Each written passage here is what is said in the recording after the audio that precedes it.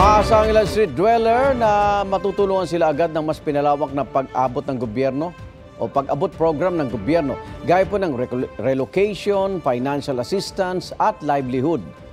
Live mula sa Maynila, may unang balita si Darlene Kai. Darlene.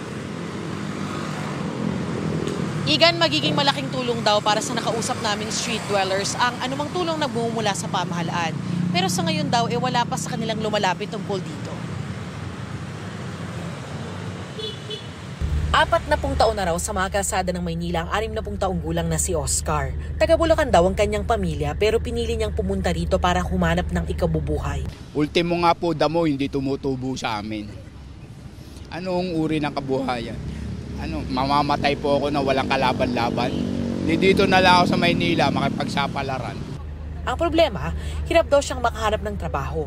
Dati raw siyang tubero at laborer. Dito lang ma'am, maging mabait ka lang. Mabait ka lang, wala ka inaargabyadong tao, mabubuhay ka. Totoo lang po yun. Paano po kayo nabubuhay? So, pag nakita ganito, may taong maaawa, ganyan, butang ka para may pagkain ka. Isa si Oscar sa mga gustong tulungan ng mas pinalawig na pag-abot program ng pamahalaan.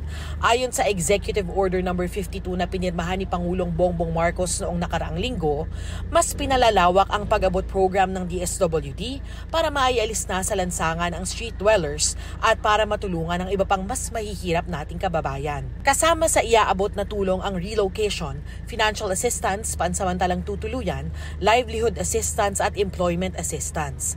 Magiging malaking tulong daw ito para sa kanila. Sa ngayon, sabi ni Leopoldo na 20 taon ng street dweller, wala pa raw lumalapit sa kanila tungkol dito. Ang dami namin palabo-labo dito, madam. Ang dami.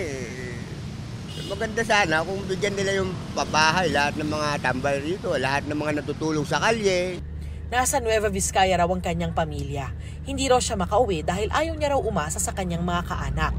Wala, iba-iba rin ang pamilya namin. Mahirap din na umaasa sa kapatid. Sabi naman ni Oscar, malaki ang ipagpapasalamat nila kung makasama sila sa magiging mga benepisaryo nitong programa. Pero ako, hindi na po ako maasa sa ganun. Ang tinutulungan ko na lang po yung sarili ko. Kasi kung aasa po ako, mangangako sila, aasa ka lang.